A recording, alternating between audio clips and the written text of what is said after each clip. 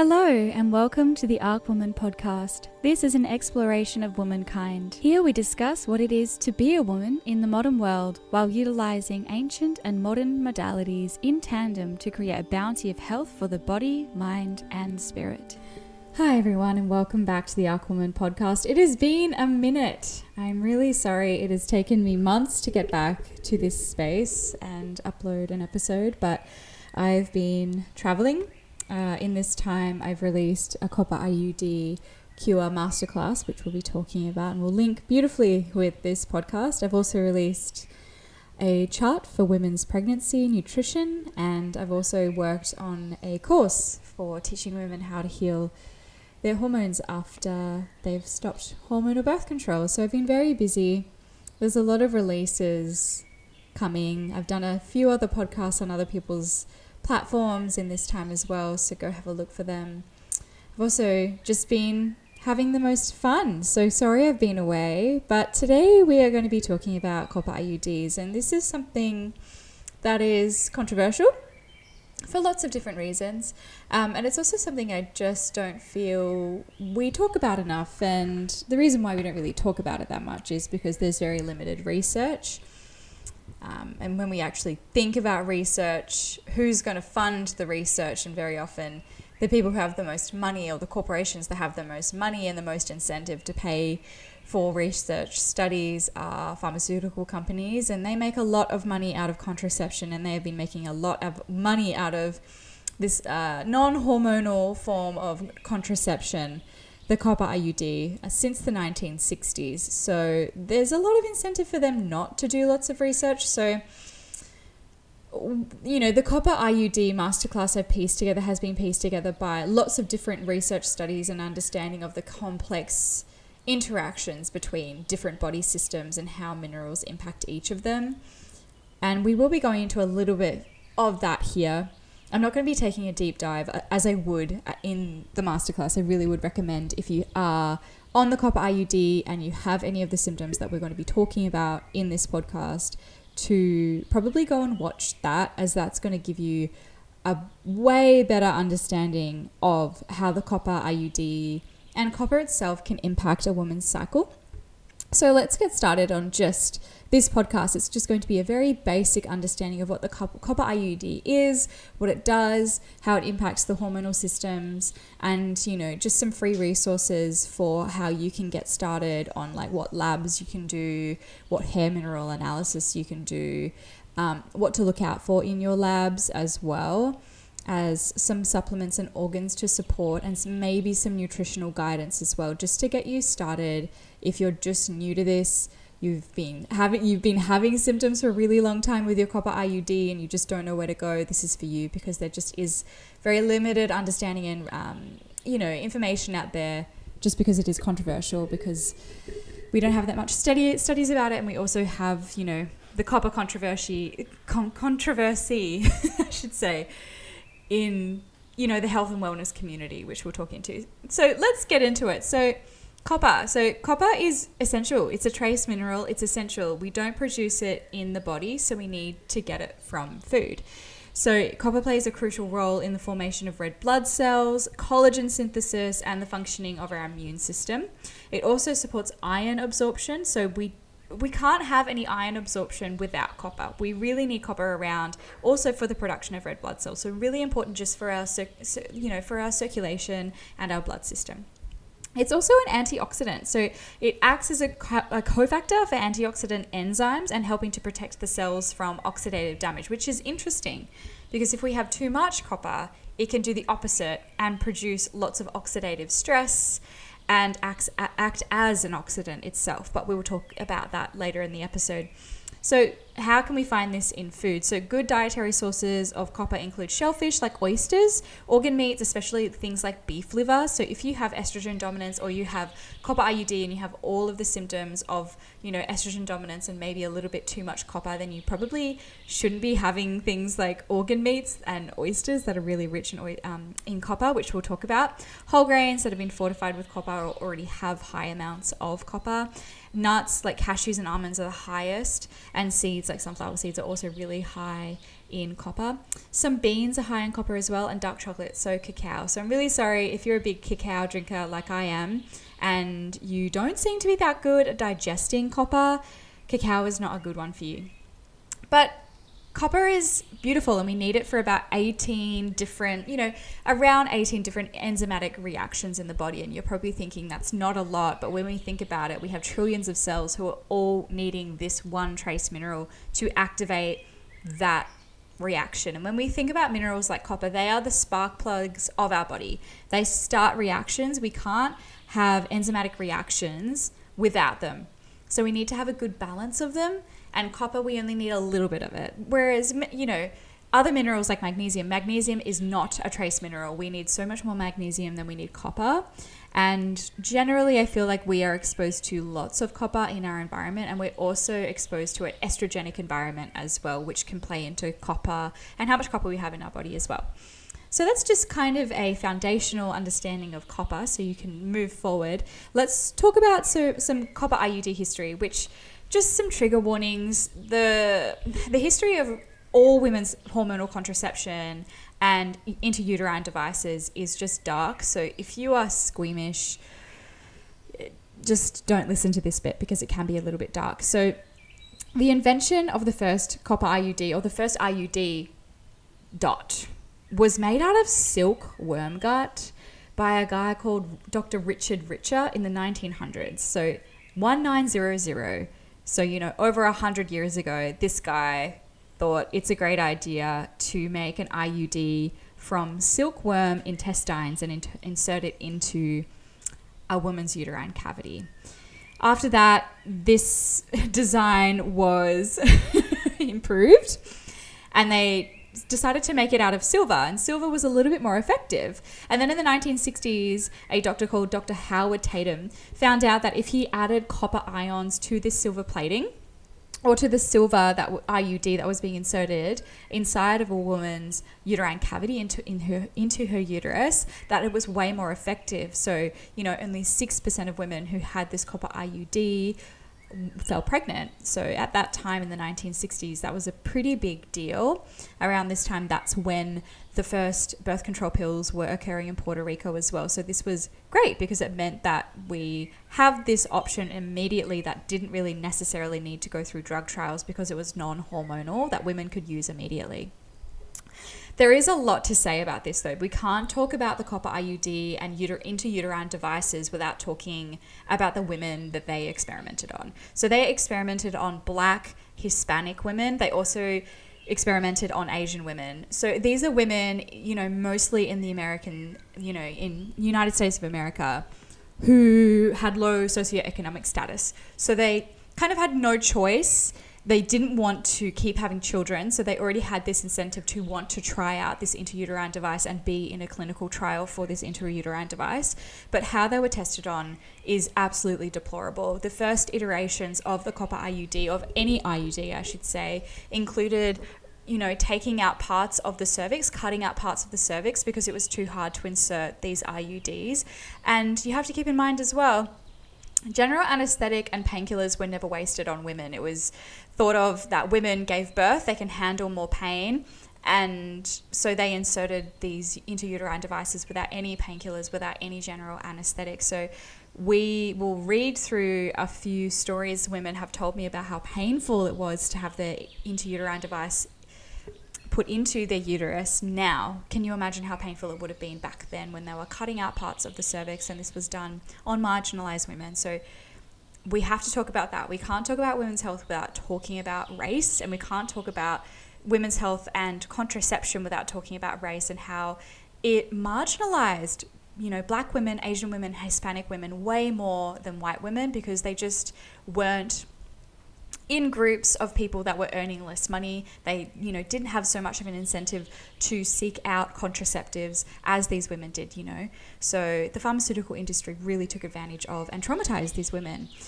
And it's really interesting as well because of what happened with IUD experiments with women, with marginalized women, really pushed the pharmaceutical industries and testing, and schools to establish some stricter regulations regarding informed consent and ethical standards in medical research. So that's one of the reasons why now we have a whole, this huge code of ethics around how we experiment on people and consent and informed consent, because you guessed it, none of these women had any form of consent. They didn't know what they were getting into until, they were probably lying in the doctor's office having it inserted.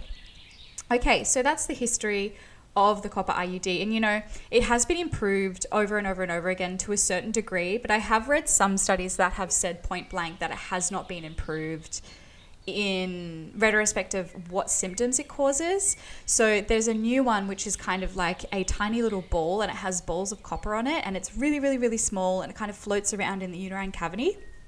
And I think that was kind of made in 2014, 2015, and that I've heard from anecdotal accounts from women that it is way less painful to be inserted and it has way less side effects.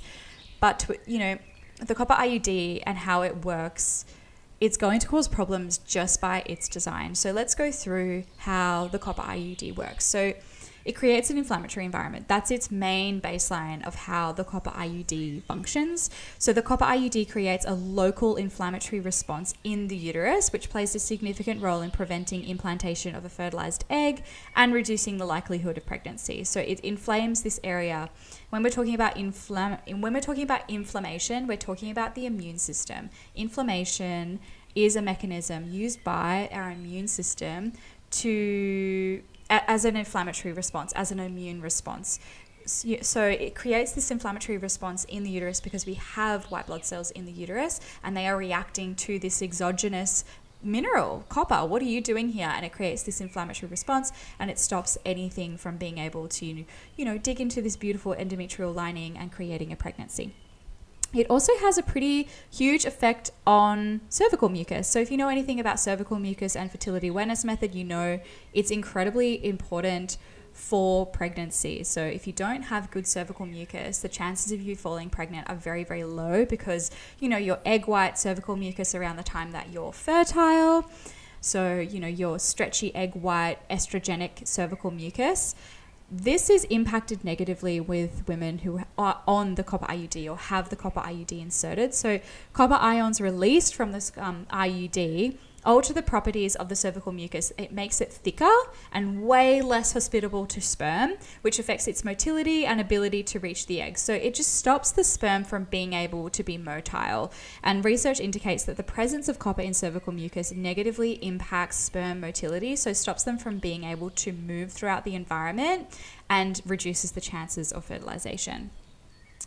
So that's one of the main reasons why women won't fall pregnant, and that's one of the reasons why the copper IUD is so effective as a contraceptive method. Another reason why is zinc inhibition. So the copper IUD inhibits zinc-containing metalloenzymes in the uterus, stay with me, which are essential for the function of the corpus luteum. So these are enzymes that are in your pelvis, that are in your endometrium, and they're really important for the supporting of the corpus luteum. So the corpus luteum is a structure left over after the follicle has ovulated the ovum out, and it forms progesterone. And so we need zinc-containing metalloenzymes in the endometrium to support corpus luteum. It's like this beautiful, feedback network between the two of them. They're communicating to each other and supporting each other. So if we don't have them around and they're inhibited, these zinc-containing metalloenzymes are inhibited, it means that the corpus luteum isn't being supported, which means that progesterone production is inhibited. So say that against all odds, you fell pregnant, that your sperm actually went through this cervical mucus that has all of these copper ions. It's actually been able to move towards the fallopian tube and fertilize an egg. It's actually been able to, despite all of the inflammation, snuggle up into the endometrium and implant. Well, if there's not enough progesterone around, it's not going to support the pregnancy. So even if a woman fell pregnant with the copper IUD inserted, despite all odds, it means that progesterone isn't around to support that pregnancy, and you're most likely going to, without knowing it, miscarry that implantation. So the overall mechanism, as you should pick up from by now, is that the combination of creating a hostile environment for implantation, it alters cervical mucus, and it impacts sperm motility and contributes to the copper IUD's effectiveness as a contraceptive method. And at this point in time, it is 94 to 99% effective, although I have seen some really funny photos online of babies coming out of the womb holding their mother's IUD, which is quite funny and devastating at the same time if you didn't want to fall pregnant. So let's talk about the copper IUD's lifespan, right? So when you've gotten it inserted, if you had this inserted, very often doctors will say you can have this safely used up to 10 years as a form of contraception. So it means, what they mean when they say that is that you can keep this copper IUD inserted for 10 years and it will be effective as a contraceptive for 10 years. That does not mean that it is safe and normal and good for you and healthy to have inserted for 10 years. So there are some pretty significant corrosion concerns. So studies have shown that the copper IUD begins to corrode significantly way before reaching the 10-year mark, which raises some pretty big concerns about its long-term safety and effectiveness. So when we break down the evidence, so research indicates that the IUD starts to break down within 2 to 3 years, suggesting that its structural integrity and efficacy may diminish over time. And so this is where those stories of women who said that their copper IUD got lost come to mind. I have so many questions. How long did you have it inserted? Because if it's effective as a contraceptive method for 10 years, that's great. But if it's not safe beyond 2 to 3 years because it corrodes so much and women are losing parts of the copper IUD within their own bodies, we need informed consent. And not a lot of women are told that. And the reason why is because it takes about 17 years for avant-garde and new research to reach the forefront, which means that your doctor won't be able to tell you for another 17 years because that's how fucking long it takes for them to be able to know, because of how our systems work, because our doctors are stressed out, they don't have that much time to do research, and there's not a lot of incentive for them to do so. So health markers wise, after 2 years, studies have observed increased oxidative markers and elevated liver enzymes, which indicate potential negative health impacts with prolonged use. So beyond 2 to 3 years. So if you're listening to this and you have had your copper IUD in for longer than 2 to 3 years, you need to go and get that replaced or taken out. If it's left in for longer than that, it's corroding, and it's actually by scientific markers, by our liver markers, and we'll learn about how it impacts the liver in a second. We know that it's impacting a female's body quite negatively. So that begs another question. Is it the copper IUD itself, or is it how long we're leaving it in? And so that's where there are holes in the research, and that's where there's not a lot of incentive for pharmaceutical industries or companies, I should say, and the pharmaceutical industry as a whole to research this, because they're making a lot of money out of this. Why would they research on how it might be impacting women's health negatively? So it's sold to women as a hormone-free option of contraception. And yes, technically it is, because it doesn't have any exogenous forms of synthetic estradiol and progestin, which is the synthetic versions of estrogen and progesterone, which we can have a whole conversation on hormonal birth control when the Hormone Harmony course comes out. But for right now, how copper impacts your hormonal system is interwoven with estrogen. Just because the copper IUD does not have any exogenous or synthetic hormones does not mean it's not impacting your hormonal system. This is a lie that's been told to women.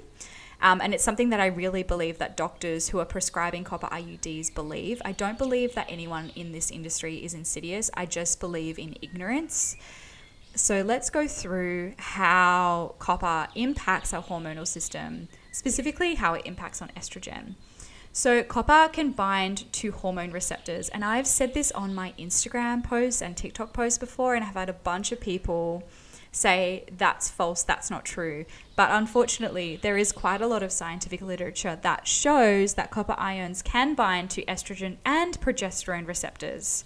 right? So they directly interfere with steroid binding sites. So estrogen and progesterone are both steroid hormones. They both have a steroid backbone, and it impacts steroid binding sites, which enhances the contraceptive effect of the copper IUD. So that's one of the ways it works, because copper can bind to both estrogen and progesterone receptors. That's another way that it works and why it's so effective as a contraceptive method. But it is really interesting though, because there are some differential impacts on receptors that copper has. So research has indicated that copper has a more pronounced effect on progesterone receptors compared to estrogen receptors, which might suggest that estrogen receptors are a little bit more stable. And there are some really interesting impacts that copper have on estrogen. So there is an overall estrogenic effect. So the biological effect of copper appears to be somewhat estrogenic just by its nature, as increased copper levels in the body lead to excess unbound estrogen, potentially contributing to hormone imbalances, and potentially, in some cases it will be potential, in some cases in women it will absolutely happen. And that has to do with your predisposition. So did you have estrogen dominance before this? What was your ability to digest copper effectively before you had the copper IUD? If you were estrogen dominant, so you had heavy periods, sore breasts, mood swings, acne, periods lasting longer than 7 days, where you have to change your tampon more than 5 times a day, that's constituted as quite heavy. Anything beyond 7 days is, in my opinion, with heavy periods, is hemorrhaging. So if you take a woman like that and you put her on the copper IUD, and you know that copper can act as estrogen on receptor sites and increases estrogen in the body, then her experience with the copper IUD is going to be god awful. Compared to a woman that maybe didn't produce a lot of estrogen, doesn't come from a line of women with maybe, the MTHFR gene mutation, which constitutes more estrogen dominance, so higher likability of estrogen dominance. Say you had a woman who produced low amounts of that, had really good digestive pathways of copper. Will she have a bad time with the copper IUD? Probably not. And so that's why we get these conflicting stories, and that's why doctors really like to side with the women who didn't have these predispositions to estrogen dominance before going on the copper IUD. And so that's the thing, is that the copper IUD isn't evil. It's just we live in an environment where it's inherently estrogenic. We have so much copper in our food already. That's a whole other conversation. And then we're also adding the copper IUD in there as well. And so copper and estrogen have this affinity. They have this natural affinity for one another. So if copper accumulates in the body, so can estrogen.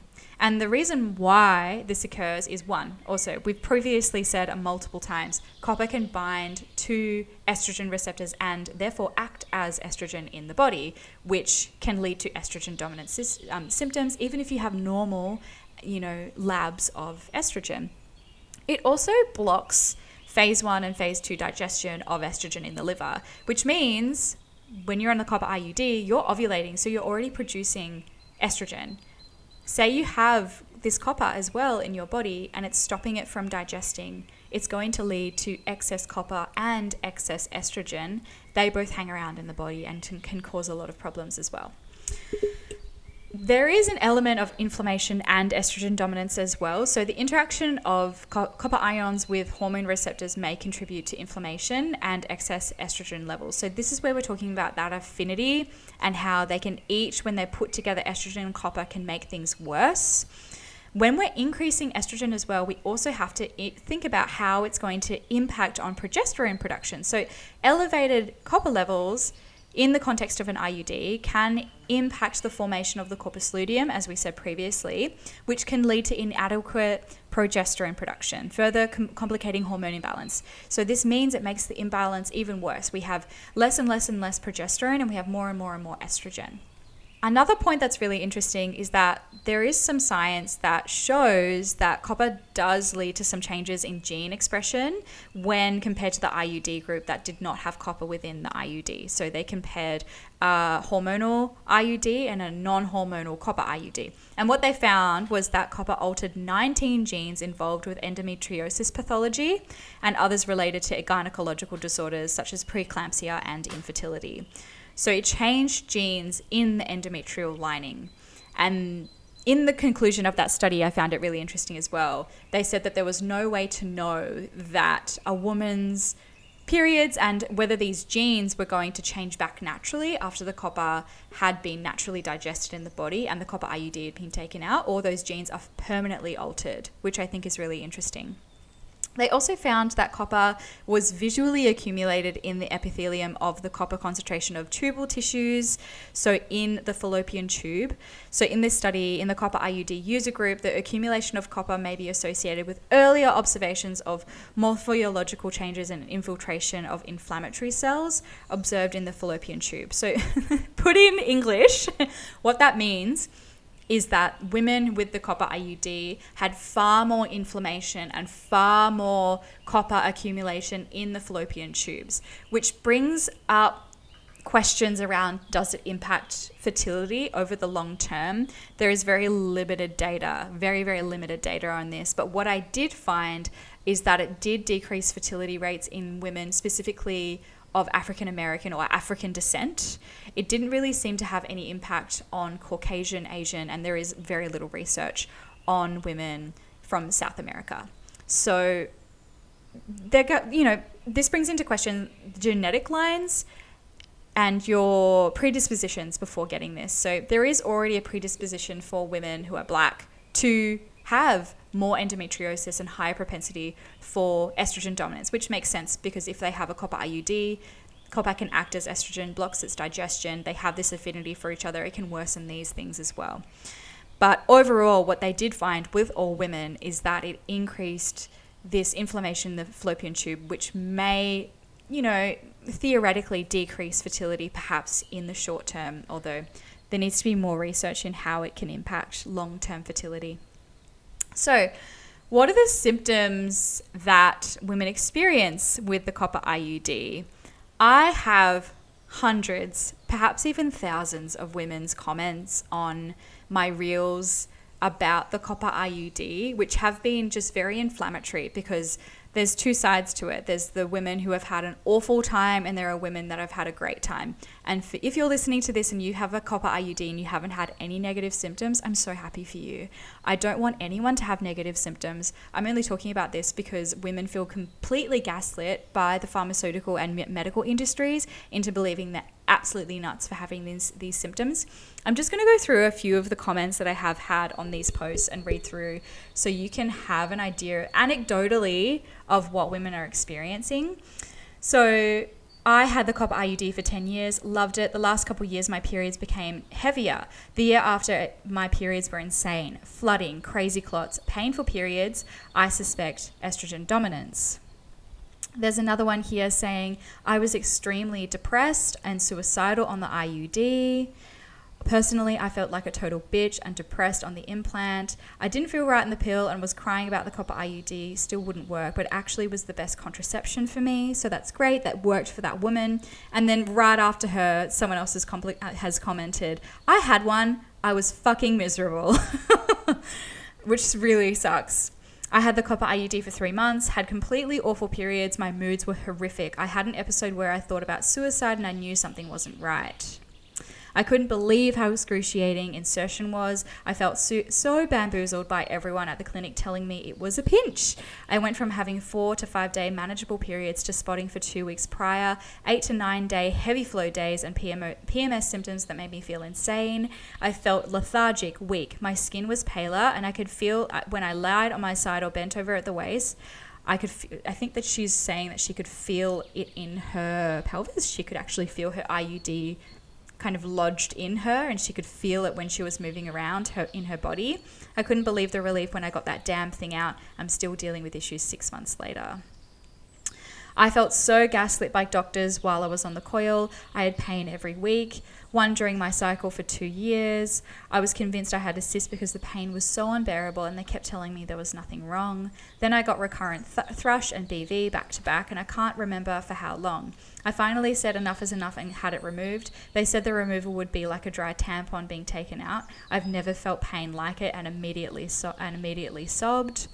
But on the positive side, within a week of it being out, all of my symptoms had gone and improved. I knew right away that I should have taken it out sooner.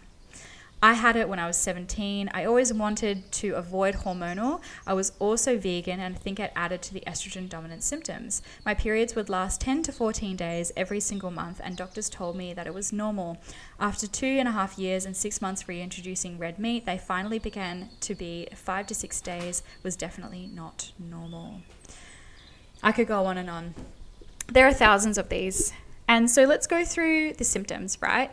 So the common symptoms that women experience with copper IUDs align very tightly with estrogen dominance. So as you heard, mood swings and general mood disturbances, so depression, suicide, and anxiety. There is a litany of mood disorders that are associated with excess copper in the brain. Interestingly, women who have just given birth that have high copper levels, high accumulation of copper in the brain, have a 90% chance of developing postnatal depression, anxiety, and mania. So what does that say about women who are experiencing these mood disorders when they're on the copper IUD? There needs to be way more research in this. If I was even remotely interested in researching, that's where I would go, is looking at how copper IUDs can impact mood, and we can see that from anecdotally, and we can link together that research that we know about women postnatal. Weight gain, that's estrogen dominance. Whenever we see stubborn weight, we almost always think about the excess estrogen in a woman's body. Acne, heavy painful periods. The amount of estrogen you have in the system is equal to the amount of period blood you're bleeding out, right? So if you have light periods, you have a low amount of estrogen. If you have normal periods, so a normal period is 3 to 7 days with at least 1 day of heavy, which is constituted by 5 tampons or pads per day. So if that's like a normal period, if it's lower than that, it's low estrogen. If it's higher than that, it's really high estrogen. And so just a few of those stories that we heard of those women, you can hear 2-week periods, 10 to 14 days of bleeding. That is more than double what is normal. And that is what I would constitute as hemorrhaging. You're basically hemorrhaging at that point.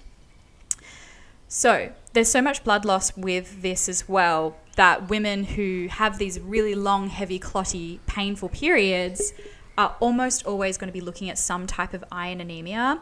And there's also going to be a lot of pressure on the body to keep producing all of these blood cells, right? Because there's so much copper and estrogen around, packing on all of this blood that could be used throughout your body onto the endometrial lining, and you're just bleeding it out every month. Because remember, when you're on the copper IUD, you're still ovulating, you still have a normal cycle, air quotation marks, normal.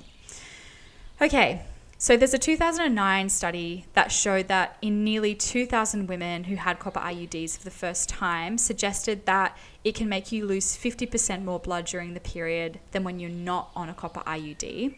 So increasing blood loss, we are leading to anemia. So we can see that there is that trajectory of women who have really, really, really heavy periods.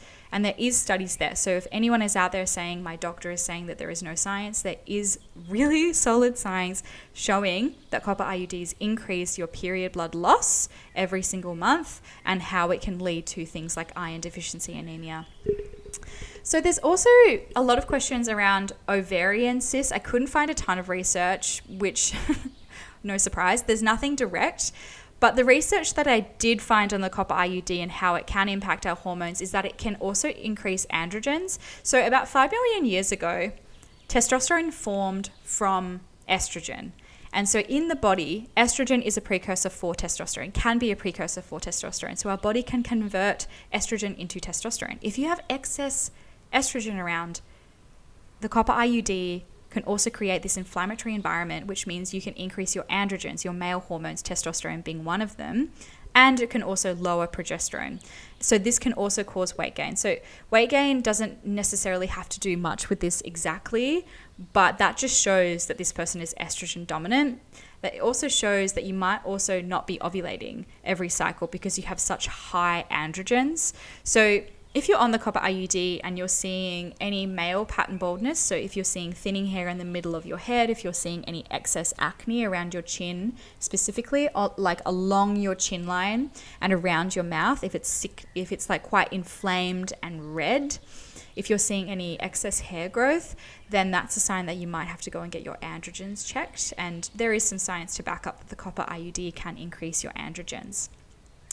There's also so much to say about inflammation. So as I said before, when we talk about inflammation, we're talking about the immune system, because this is an immune response. So one of the ways the copper IUDs work is by increasing inflammation in the uterine cavity. It stops pregnancy from occurring.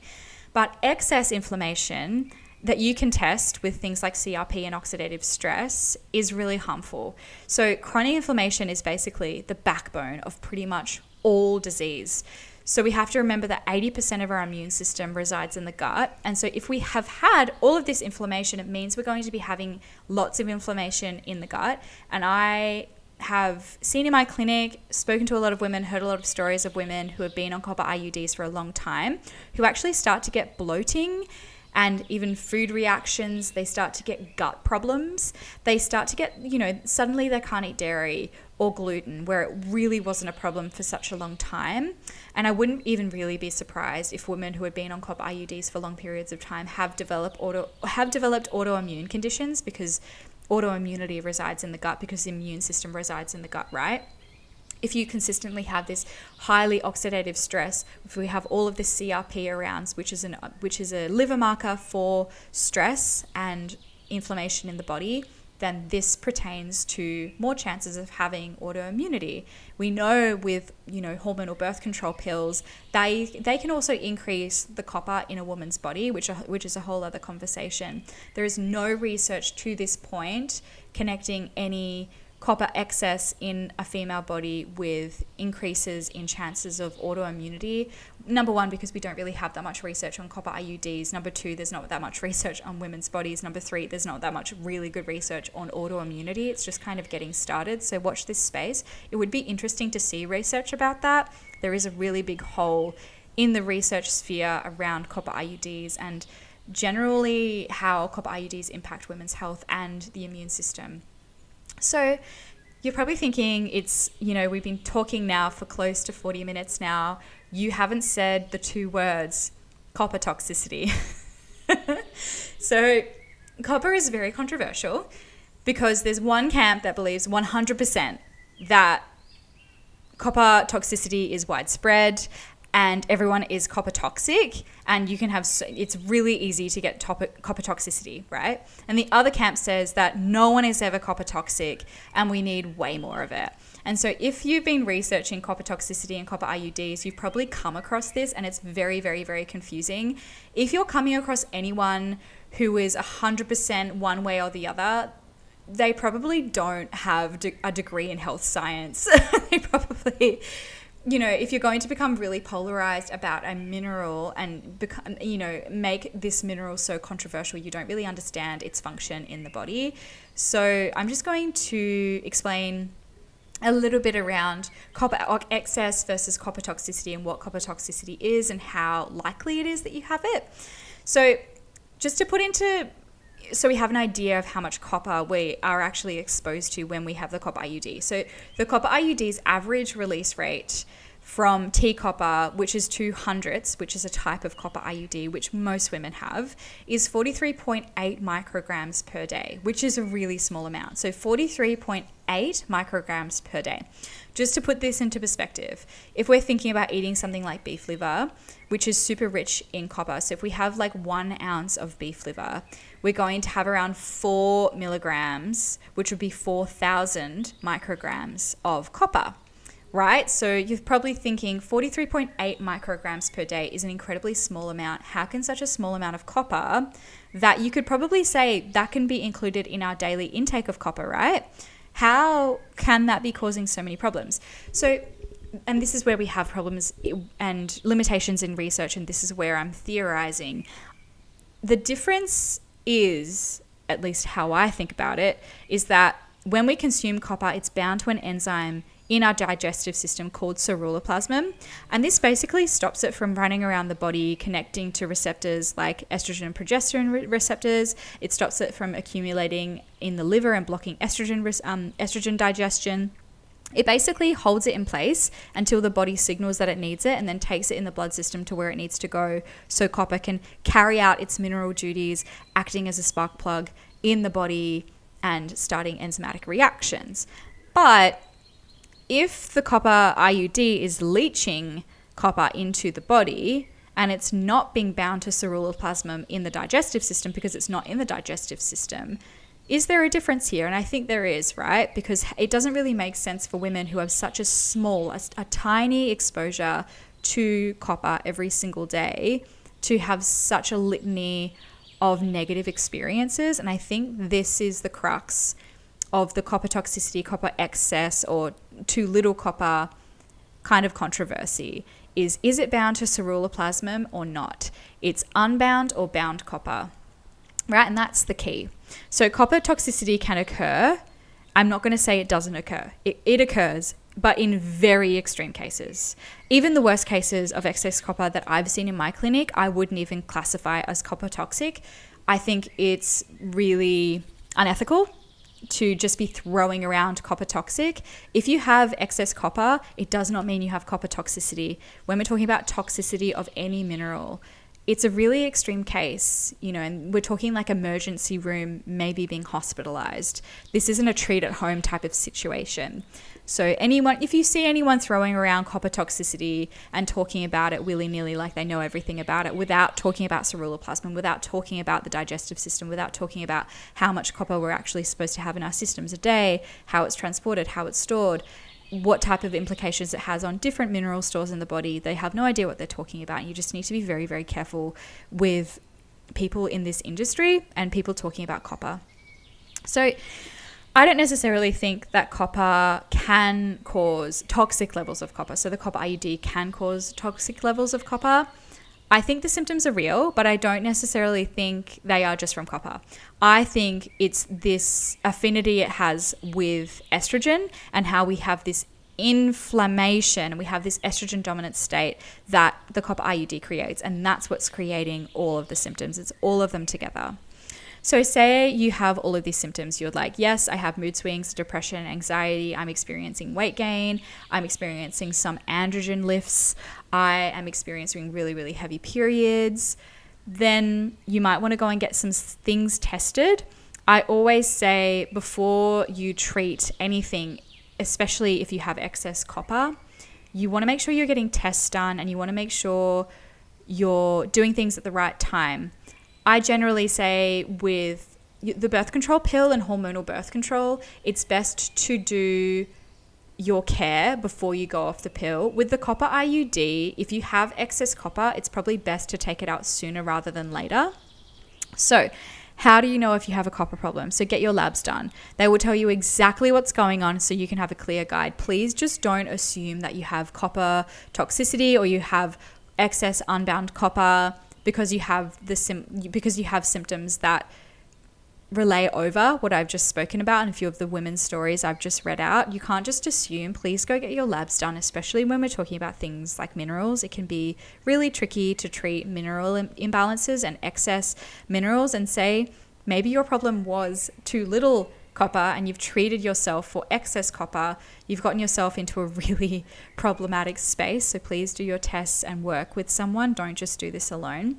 So the labs that you can get done, blood labs are really great. So copper, iron, zinc, and ceruloplasmin are really great because they're just going to tell you the constitution of copper in the body. Always make sure you're testing ceruloplasmin as well. So say if your labs came back, right? That classic take, your doctor's like, your labs are completely fine. Your copper's within normal ranges. Say if your copper is within normal ranges, but you have very, very small amounts of ceruloplasmin and zinc, which are the main carriers for it in the body, and zinc doesn't carry it, it balances it in the body. So you have low ceruloplasmin and then you have normal copper, then you have excess unbound copper. You need to make sure that you're supporting your liver health to keep producing ceruloplasmin so you can bind up this copper. C-reactive protein or CRP and oxidative stress are also really great labs to get in your blood work to see how much inflammation you have and see if inflammation is driving your symptoms. Also looking at estrogen and progesterone as well. So you can do a Dutch test. A Dutch test is great because it's going to look at your whole hormonal panel. I would highly recommend that if you're looking at some copper toxicity. I should stop saying copper toxicity, copper excess in the system. Getting those labs done, blood labs would be great. Blood labs tell you where you are exactly right now, but I am a big advocate for hair mineral tests as well because they tell us what has happened in the past 3 to 4 months. So if you could get them both done, get iron, zinc, copper. If you can test for other things in your hair mineral test with your practitioner as well, that would be associated with stress and too much estrogen in the body, that would be wonderful, right? So say you get back that you have high copper, unbound copper, low ceruloplasmin, and that you do have excess copper around. You've taken out your copper IUD. Okay, what do you do? Your two organs you want to really support are your liver. So your liver takes the hugest hit. This is where most of your copper is stored. So taking care of your liver is the most important thing. It's also where estrogen is digested, which I said previously. So supporting this organ is going to be really important, because if you have excess copper and high estrogen levels, you need to make sure you're getting enough protein, right? So protein is the backbone, and protein is made out of all these amino acids, right? And your body breaks apart these amino acids to make other proteins, and one of those is called enzymes. And enzymes do all of the work in the body, and your liver is an enzyme factory. Your liver makes ceruloplasmin. So if you're not eating enough protein, you're not going to be able to get anything done, basically. The copper is just going to sit around accumulated and stagnant, causing problems. So 30 to 40 grams of protein with every single meal. Also making sure you're getting enough sleep. 8 to 9 hours of sleep a night. Women need way more sleep than men. Way more sleep than men. If you're going out and taking liver detox kits and all of these expensive supplements before you're eating enough protein and sleeping, you're wasting your fucking money. You're literally wasting so much money. You may as well be taking just throw them all down the toilet. You may as well put $300 to $400 worth of cash down the toilet and flush it. I'm serious. If you're not sleeping enough and if you're not eating enough protein, because what's the point? If you have these two down pat, you're sleeping 8 to 9 hours a night and you're eating enough protein, then things like curcumin, which is the pigment in turmeric that makes it so bright, is really great at improving estrogen digestion. DIM. So DIM is also in cruciferous vegetables like broccoli, kale, and cauliflower, so you can increase your intake of those foods. They're also just really great for your gut as well.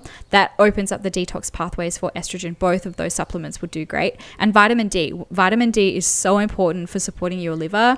There's lots of research on what you should be taking. I personally take 4,000 to 5,000 IU a day, which is a very high dose, but there is lots of research out there. I think Dr. Rhonda Patrick is very outspoken about how 5,000 IUs of vitamin D is very safe to take. If your doctor is saying that's way too much, go and listen to a few of her podcasts and look on her website, because she's very outspoken about how important vitamin D intake is, especially for women, especially if you have estrogen dominance and you have a pretty sluggish, sore, tired liver. Vitamin D is really going to revitalize it.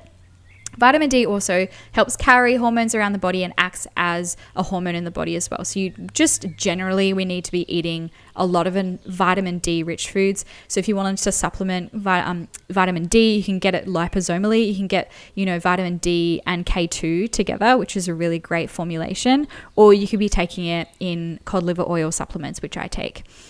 Another organ system you want to be supporting is your adrenals. So we've been talking a lot about inflammation and how when you have a copper IUD, you're going to be experiencing lots and lots and lots of inflammation. And when we're experiencing lots of inflammation, it puts your body into this fight or flight situation. And what your adrenals do in that situation is release lots of cortisol. So when you're doing your labs, you also want to making sure you're doing labs on your adrenals and seeing how your adrenals are going and seeing how you can support them as well if they are a little bit, dare I say, fatigued. So your adrenals are really important for supporting ceruloplasmin production. They basically tell the liver to make it when there's too much copper around. And when there's too much copper, it reaches a high set point in the body. It actually shuts down your adrenals' capability to tell the liver to produce ceruloplasmin. So supporting your adrenals when you're detoxing off of the copper IUD is really important. So making sure you're eating lots of mineral-rich foods, grass-fed meats and lentils are really wonderful. It's also really important to make sure you're not just drinking things like plain water all the time. You need to be making sure you're drinking electrolytes to support your kidneys and your adrenals. You can also take some supplements like ashwagandha. Ashwagandha to a certain degree can increase your androgens. So if your labs come back with high androgens or moderate to high androgens, I wouldn't be taking any ashwagandha. You can take things like rhodiola and reishi. Reishi is really great for decreasing inflammation as well. It's really beautiful to take at night to fall asleep. So you can also take coconut water and Celtic sea salt in water as well to support your electrolytes. Nutrition, just some basic nutrition, because there's so much inflammation happening and 80% of our white blood cells, all of our immune system is in the gut. We're going to be experiencing some gut problems if you've had the copper IUD in for such a long time. So eating fermented foods and probiotics to decrease inflammation is really, really great. You might see that if you have any food sensitivities, you might be really sensitive to yeast, because yeast and estrogen have an affinity for each other. So I would be staying away from those yeasty fermented foods. So probably no sourdough and probably no kombucha. Kombucha, SCOBY, right? The last word of the acronym of SCOBY, symbiotic culture of bacteria and yeast. So stay away from that. Water kefir, coconut kefir are really great. And if you want to be eating dairy, fermented yogurts are really wonderful. And if you wanted to go down the probiotic route, go and find a good probiotic. Omega-3s are also really great at decreasing inflammation in the gut. You can take up to 2,000 to 3,000 milligrams a day, especially if your labs come back and you have some high androgens going on there as well. So yeah, that's basically it. Oh, and one more thing. If you have high copper, you'll need to decrease your copper intake in the short term, which will mean no oysters, beef liver, some nuts and seeds, cacao as well. And other things can block copper and estrogen digestion in the liver as well. So if you have high estrogen, smoking marijuana, so the same enzyme that's used to digest estrogen in the liver is also used to digest any components of cannabis. So if you're a big CBD user or a THC user, you might want to cut back on that if you also have had the copper IUD. Vegan diets as well. Vegan diets are naturally just super, super high in copper. One of the stories I read before, you probably heard, she was on a vegan diet and she had a copper IUD. She would have had really, really, really high copper levels. I've had a client like that, and it took about a year to turn her health around and finally convinced her to eat some meat, some dairy, and some eggs. And that's where she actually started to see a turning point. So if you're plant-based and you have a copper IUD and you have all of this estrogen dominance, you're going to be digging yourself into a deeper hole, and it's just going to make things a lot harder for you to heal, and it's going to take a lot longer to heal as well. So hopefully this helped you. This went for way longer than I was, thinking it would. I could talk about this forever. I find it really interesting just simply because it's sold to women as this non-hormonal contraceptive, but we have so much science to show that copper impacts the hormonal system of a woman's body so significantly.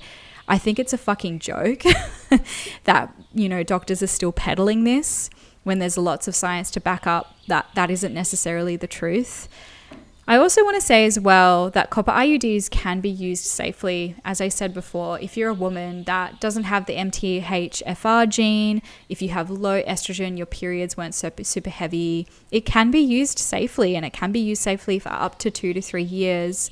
But there's also an argument for we need to make sure we're advocating for, if you do want to get it taken out or you do want to get another one put in, please make sure you advocate for local or general anesthetic, so you're not awake during the procedure, that you're given more than paracetamol or ibuprofen after the procedure as well.